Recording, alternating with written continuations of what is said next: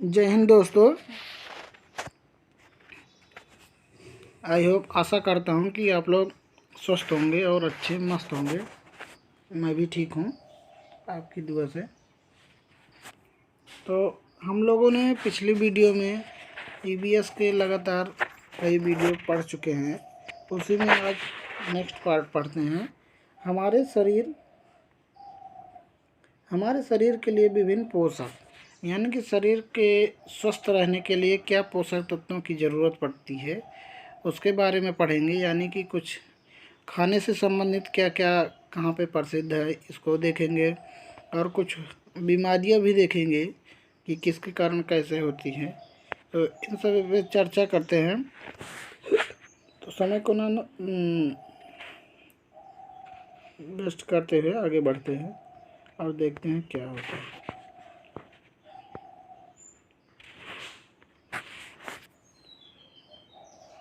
हमारे भोजन में मुख्य पोषक कार्बोहाइड्रेट, प्रोटीन, वसा, विटामिन एवं खनिज लवण, यानी कि जो मनुष्य भोजन करता है उसमें कार्बोहाइड्रेट और प्रोटीन पाया जाता है, वसा मतलब तेल, विटामिन जिससे मुझे ताकत मिलती है हम लोगों को, खनिज लवण आदि, ये सब हमको भोजन के रूप में पोषक तत्व के रूप में मिलते हैं।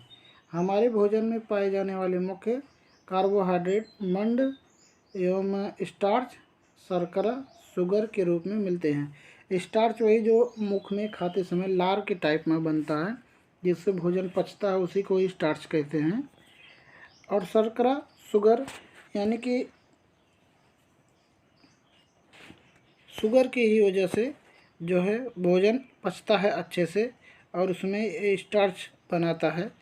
और आगे देखते हैं, वसा से भी ऊर्जा मिलती है, यानी कि तेली चीज़ खाने से ऊर्जा मिलती है, ज़रूरी भी होता है, लेकिन इतना ज़्यादा नहीं कि स्वास्थ्य खराब हो जाए। ठीक है।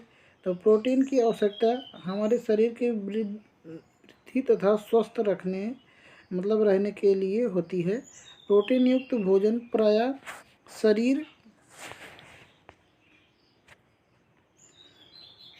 शरीरवर्धक भोजन कहते हैं। यानी कि प्रोटीन युक्त अगर कोई भोजन खा रहे हो तो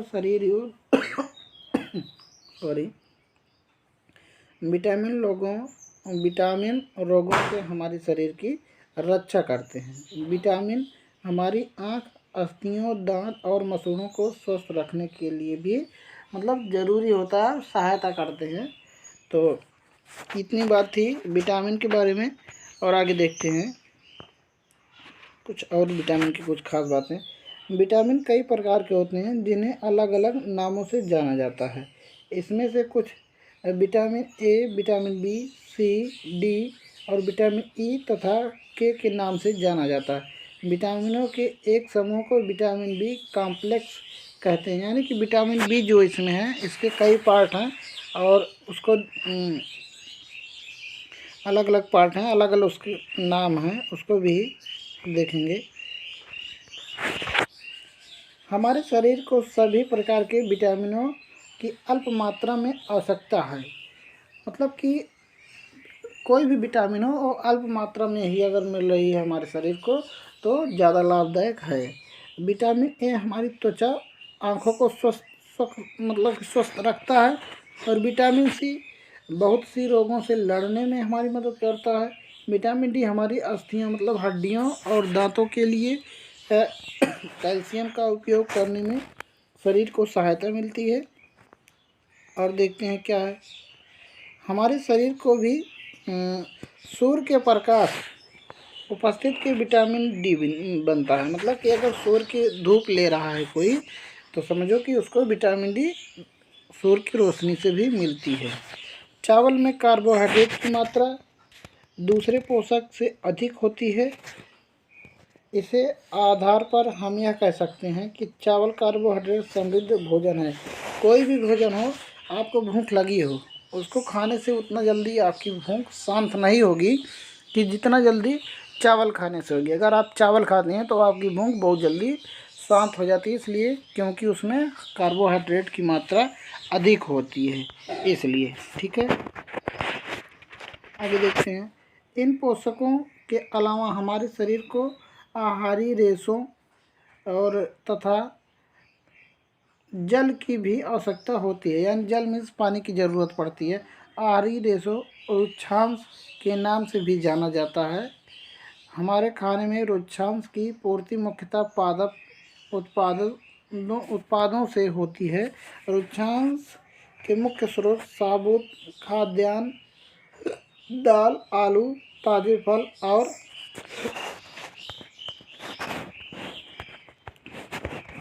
फल और सब्जियां हैं। छिलका उतारकर यदि सब्जियां और फलों को धोया जाता है तो उनके कुछ विटामिन नष्ट हो जाते हैं। जैसे कि कुछ विटामिन तो उनके छिलके में ही विद्यमान रहते हैं और छिलका निकाल देने से उसकी विटामिन जो है निकल जाती है छिलके के साथ, तो इसलिए कुछ विटामिन की कमी हो जाती है उसके छिलके उतारने से। तो सब्जी और फलों की त्वचा में कई महत्वपूर्ण विटामिन तथा खनिज लवण होते हैं। चावल और दालों के बार बार धोने से उनमें उपस्थित विटामिन कुछ खनिज लवण अलग हो जाते हैं। तो वही बात जो हमने बताई आप लोगों को कि धोने से विटामिन निकल जाते हैं। भूख लगने का पता मस्तिष्क की हाइपोथैलेमस से पता चलता है, यानी कि अगर भूख लग रही है तो हाइपोथैलेमस यानी कि जो आपका मस्तिष्क है उससे पता चलता है कि आपको भूख लगी है, वो आपको सिग्नल यानी कि इंडिकेट करता है। जीभ पर 4 तरह की 9000 ग्रंथियाँ पाई जाती हैं। जीभ पर 4 तरह की 9000 ग्रंथियाँ पाई जाती हैं। इस पॉइंट को याद रखेंगे। कई बार पूछा भी गया है कि जीभ पर कितने ग्रंथियाँ पाई जाती हैं, तो 9000। चबाकर खाने से लार से टाइलिन निकलकर स्टार्च को माल्टोज शुगर में बदल देता है, जिससे भोजन मीठा लगने लगता है। पकाने के तरीके मतलब कि खाना को कैसे कैसे बनाया जा सकता है, तो भूनकर, उबालकर और तल करके, सेक करके, यानी कि 4 प्रकार से भोजन को हम बना सकते हैं। तो इसको भी याद रखेंगे, पूछा जाता है सीटेट में तो बहुत ज़्यादा कि भोजन के पकाने के तरीके कैसे कैसे हैं, तो उसमें दिया रहेगा भून करके, उबाल करके और तल करके और सेक करके, यानी कि उसको कोई भी आग है तो आग में सेक करके भी भोजन को बनाया जा सकता है। ठीक है, तो ये इतनी बातें थे। और देखते हैं अचार रखने के लिए कांच के जार को और बोतल को अच्छे से सुखाया जाता है ताकि नमी ना रह जाए, नहीं तो अचार ख़राब हो जाता है। तो अचार ख़राब होने की सबसे ये वजह है कि उसमें जो सर्दी अगर रहेगी, ज़रा से भी अगर सर्दीपन लगेगा तो उससे एक फफूंद कवक बन जाती है, जिसको हम कहते हैं भुकड़ी टाइप कहते हैं। तो उससे हमारा अचार क्या होता है, ख़राब हो जाता है। तो उससे बचाने के लिए धूप में अच्छे से जिस बर्तन में अचार को रखना है उसको बढ़िया से सुखा लेते हैं, तब हमारा अचार ख़राब नहीं होता। ये था अचार के बारे में। जब दस्त लगने या उल्टियाँ होती हैं तो हमारे शरीर के बहुत सारा पानी निकल जाता है, यानी कि उल्टी में शरीर के पानी की कमी हो जाती है। यह शरीर के लिए हानिकारक हो सकता है, इसलिए ज़रूरी है कि शरीर में पानी की कमी पूरी की जाए। तो मतलब कि जब पानी की कमी हो जाए तो क्या करते हैं, जब तक उल्टी दस्त हो तब तक थोड़ी थोड़ी देर में पानी पीते रहना चाहिए। पानी में शक्कर और नमक भी मिला लेना चाहिए। बहुत छोटे बच्चों को माँ का दूध पिलाते रहना बहुत ज़रूरी है। बीमारी रोकने के लिए दवाइयों जो घरेलू भी हो सकती है लेनी चाहिए, यानी कि घर में भी कुछ ऐसी दवा मतलब कि होती हैं, उसको भी हम ले सकते हैं। इतना था उसके बारे में। और पढ़ते हैं मलेरिया के बारे में। मलेरिया मच्छर है, इसके बारे में पढ़ते हैं। और रोनाल्डो रोसो ने सबसे पहले बताया कि मलेरिया मच्छरों के कारण होता है। यह भारतीय मूल के थे, यानी कि जो ये मच्छर थे भारतीय मूल के थे, मतलब कि रोनाल्डो रोसो ने बताया। और क्या है इसके बारे में, मलेरिया बुखार में कपकपी और ठंडी लगती है, यानी कि इसके लक्षण हैं। और मलेरिया मादा मच्छर एनीफिलीज से फैलता है, यानी कि मादा मच्छर का नाम है एनीफिलीज। तो परीक्षा में पूछा जाता है कि मलेरिया बुखार किन मच्छरों से होता है, तो मादा मच्छर जिसका नाम है एनीफिलीज के नाम से ये मलेरिया बुखार होता है। मलेरिया को दूर करने के लिए दवाई सिनकोना की पेड़ की छाल से बनाई जाती है, यानी कि सिनकोना नामक एक पेड़ है, उसकी छाल से ये मलेरिया की दवा बनाई जाती है। इसको भी याद रखेंगे, पूछा जाता है कि मलेरिया की दवा किस पेड़ की छाल से बनाया जाता है, तो सिनकोना की छाल से बनाया जाता है। ठीक है, अब पढ़ते हैं हम एनीमिया के बारे में।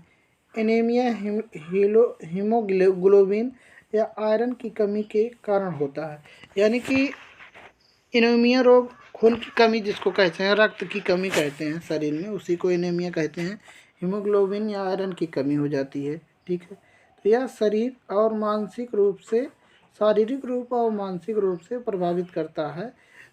इसे बच्चे ठीक से पढ़ते नहीं हैं, उनका एनर्जी लेवल लो हो जाता है और पढ़ाई में ध्यान नहीं रहता है। तो एनीमिया से चिड़चिड़ापन भी होता है रक्त की कमी से, यानी कि कोई भी चीज़ करोगे तो आपको अगर शरीर में ब्लड की कमी है तो चिड़चिड़ापन रहेगा और कोई भी चीज़ अच्छे से उसको अस्थायी रूप से याद नहीं किया जा सकता है। ये थी एनीमिया के बारे में, और आगे पढ़ते हैं। और एक चीज़ बता दूं मैं आप लोगों को, अगर एनीमिया है, किसी को आयरन की कमी है शरीर में, तो उसमें सबसे ज़्यादा आंवला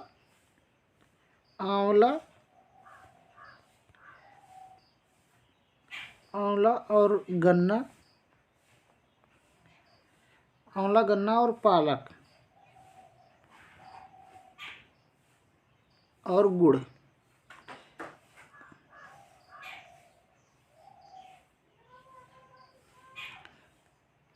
इतने चीज़, ये अगर एनीमिया की कमी है किसी के भी शरीर में, तो आंवला, गन्ना और पालक, गुड़, इन चीज़ों का अगर सेवन करें तो आसानी से एनीमिया धीरे धीरे हमारे शरीर को, मतलब कि रक्त की कमी जो है वो पूरी हो सकती है।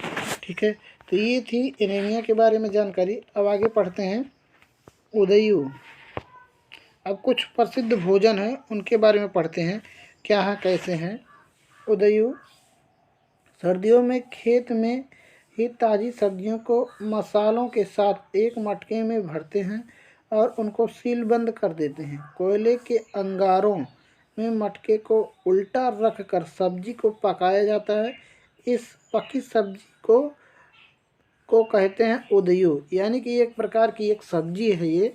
इसमें क्या करते हैं, सब्जियों को और मसालों में एक साथ मिक्स करके एक मटके में रख लेते हैं। उसके बाद रखने के बाद जो है इसको दहकते हुए कोयले के अंगारों पर उल्टा करके रख देते हैं। उसकी आँच से ये सेक करके ये सब्जी पकती है, उसी को ये कहते हैं उदयू। गुजराती में उदयू का मतलब होता है उल्टा, यानी कि उदयू का मतलब गुजरात में उल्टा है। और क्या है इसके बारे में पढ़ते हैं। तो उदयू के साथ मिट्टी के चूल्हे में पकी बाजरे की रोटियां को खाया जाता है। साथ में मक्खन, दही और छाछ भी ली जाती है, यानी कि इसके साथ खाने से उसका अंदाज बहुत अच्छा, स्वास्थ्य मतलब कि स्वाद बहुत अच्छा लगता है खाने में। अब आगे पढ़ते हैं हम। दूसरा प्रसिद्ध भोजन है हमारा लिंगहुफेन। ये क्या है? लिंगहुफेन ये सांप की बने हुआ पकवान है, सांप के मांस से बनाया जाता है। इसके बारे में पढ़ते हैं। लिंगहुफेन सांप के मांस से बनाया जाने वाला पकवान है जिसे हांगकांग में खाया जाता है, यानी कि हांगकांग का प्रसिद्ध भोजन क्या है, तो लिंगहुफेन है। ये इसके बारे में जानकारी। और पढ़ते हैं।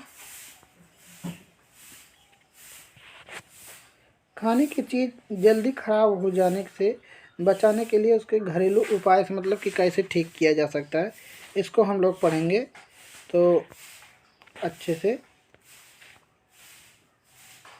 जैसे कोई भी चीज़ जल्दी ख़राब हो रही है तो उसको कैसे ठीक किया जा सकता है, चीज़ें और घरेलू उपाय। दूध है, अगर दूध को ख़राब होने से बचाना है तो उसको अच्छे से उबालते हैं, तब नहीं ख़राब होगा। हरी धनिया है तो उसको गीले कपड़े में लपेट कर रखते हैं, तब हमारा धनिया काफ़ी अच्छे से काफ़ी टाइम तक हरा बना रहता है, जिसका हम उपयोग कर सकते हैं। पके हुए चावल एक कटोरे में डालकर पानी के बर्तन में रखते हैं, तो तो जैसे कि अगर चावल है उसको कटोरी में रख दो और नीचे कोई थाली हो उसमें पानी रख के फिर उसको रख दो उसमें, तो जल्दी से ख़राब नहीं होता है। ये था घरेलू उपाय इसका। और आगे देखते हैं क्या है। प्याज लहसुन। प्याज लहसुन को कैसे बचाया जा सकता है। खुले में रखते हैं नमी से बचाकर, यानी कि अगर नमी रहेगी तो उसमें से बीज अंकुरित हो जाएंगे और वो ख़राब हो जाएगी। तो इसको खुले में रखते हैं और सूखे स्थान पर रखते हैं जिससे कि उसमें अंकुरित भी ना होने पाए और उसको हवा आसानी से मिलती रहे। ठीक है, आगे और देखते हैं क्या है। मधुमक्खी पालन। अब मधुमक्खी पालन के बारे में देखते हैं क्या है। मधुमक्खी पालन बिहार के मुजफ्फरपुर का बोचाहा गांव, इस इलाके में लीची के पेड़ बहुत अधिक पाए जाते हैं। यानी कि बिहार के मुजफ्फरपुर में बोचाहा गांव है, उसमें लीची का पेड़ बहुत पाया जाता है।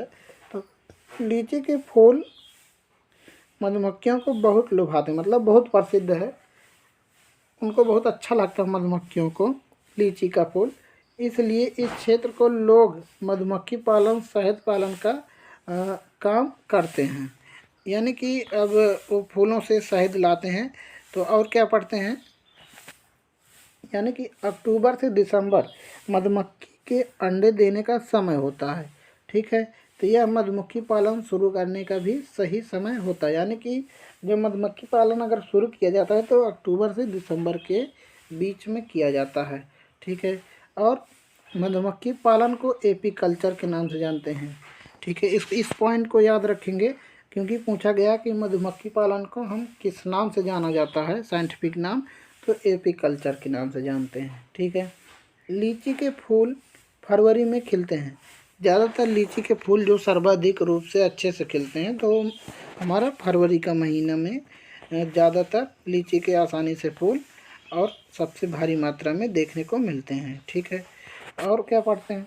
मधुमक्खी के हर छत्ते में एक रानी मक्खी होती है जो अंडे देती है। यानी कि रानी मक्खी का काम है वो अंडे देती है। छत्ते में कुछ नर मक्खी भी होती है। छत्ते में बहुत सारे काम करने वाली मक्खियाँ भी होती हैं। यह एक दिन भर काम करती हैं। शहद के लिए फूलों का रस ढूंढती हैं। जब किसी मक्खी को रस मिल जाता है तो वह एक तरह का नाच करती उससे दूसरी मक्खियों को भी पता चलता है, मतलब चल जाता है कि रस कहाँ पर है।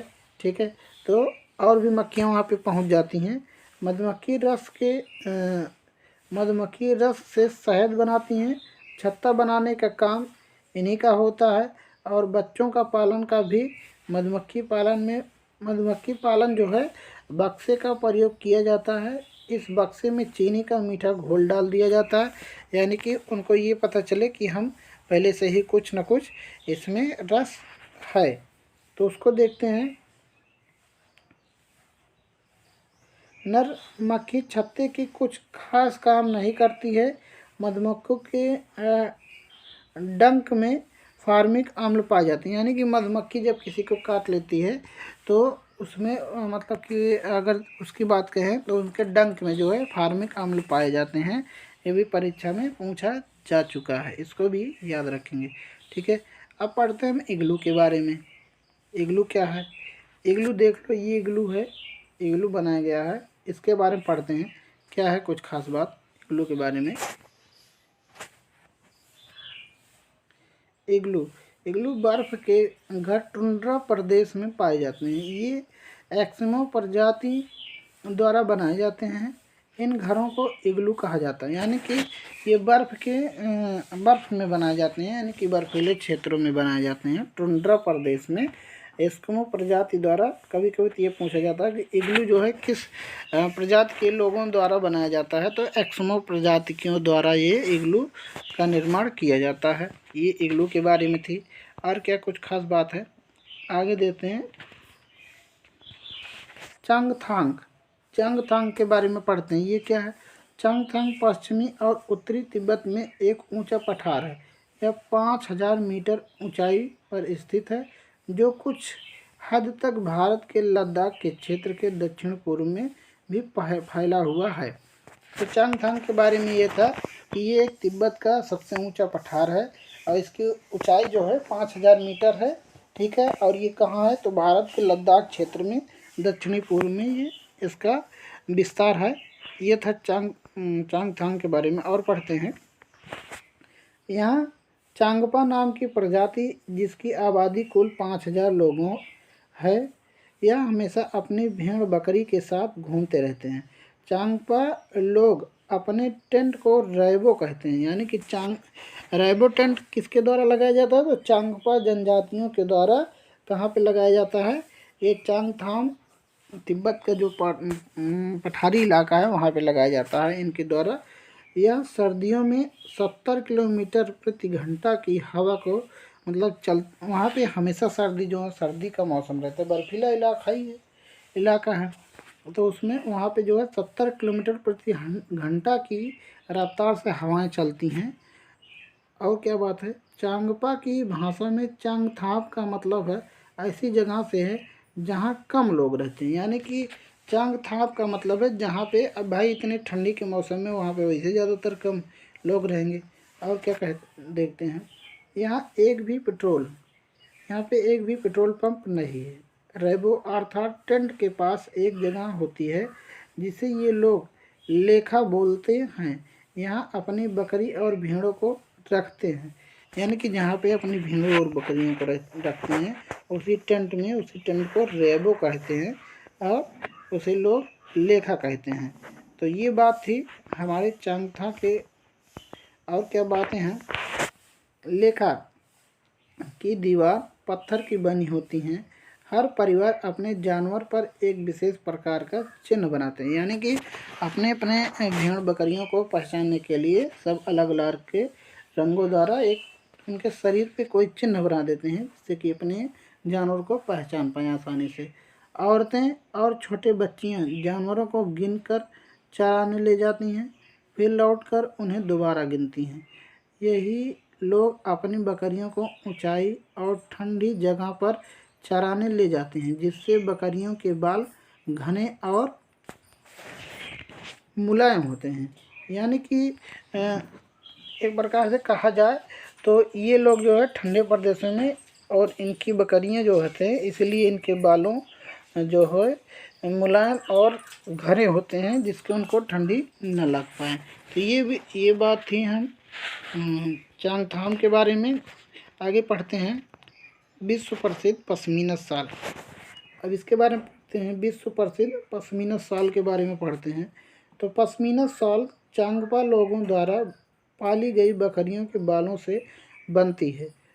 जिन बकरियों से मुलायम पश्मीना ऊन मिलती हैं उन्हें बहुत ऊंचाई पर लगभग 5000 मीटर ऊपर रहती हैं, यानी कि वही बकरियां जो अभी हमने उसके पहले चांगथाम में बताया कि जो है बकरियां ऊंचाई पे जाती हैं उन्हीं लोगों से मिलती हैं, उन्हीं बकरियों को ये पश्मीना बकरी भी कहते हैं जिससे पश्मीना शाल बनाई जाती है। ठंड में टेम्परेचर 0 डिग्री सेल्सियस से 40 डिग्री सेल्सियस तक चला जाता है। ये ठंडी में वहाँ का तापमान के बारे में जानकारी है। और क्या कुछ खास बात है, बकरी के शरीर पर गर्म बालों का कोट बकरी के शरीर पर गर्म बालों का कोट बन जाता है। इनमें से कुछ बाल बकरियां गर्मियों में गिरा देती हैं जिनका प्रयोग पश्मीना शाल बनाने में होता है। इनका एक बाल इतना पतला होता है कि इनके 6 बाल हमारे एक बाल के बराबर होता है, यानी कि ये जो पश्मीना बकरी के बाल होते हैं इतने पतले होते हैं कि हम इंसानों की तुलना में यानी हमारा जो है एक बाल और उनका 6 बाल के बराबर होता है। ठीक है, यह शाल हाथ से बनाए जाते हैं। लगभग 250 घंटे की बुनाई के बाद एक प्लेन शाल बनती है, यानी कि पश्मीना शाल बनाने का जो टाइम है वो 250 घंटे के बाद एक पश्मीना शाल तैयार की जा सकती है। एक पश्मीना शाल 6 स्वेटर जितना गर्म होती है।